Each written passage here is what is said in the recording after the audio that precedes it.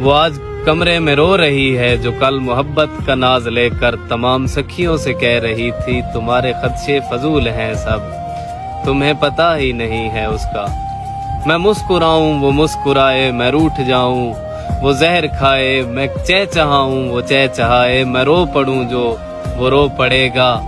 ہے اس کی ہمت مجھے بھلائے، میں ساتھ چھوڑوں وہ مر نہ جائے، تمہیں پتہ ہی نہیں ہے اس کا۔ میں اس کے سب سے قریب تر ہوں، وہ میرے بارے میں سوچتا ہے، میں اس کی آنکھوں کا نور ہوں اب، وہ دن میں مجھ سے ہے بات کرتا، وہ رات سپنوں میں دیکھتا ہے، میں سب سے زیادہ قریب ہوں اس کے، میں اس کو اندر سے جانتی ہوں،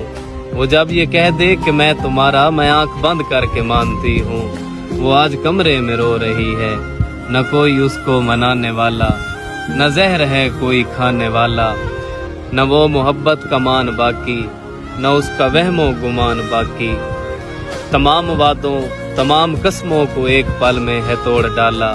جو اس کی خاطر تھا جان دیتا اسی نے اس کو ہے چھوڑ ڈالا۔ وہ آج کمرے میں رو رہی ہے جو کل محبت کا ناز لے کر تمام سکھیوں سے کہہ رہی تھی تمہیں پتہ ہی نہیں ہے اس کا، میں اس کو اندر سے جانتا۔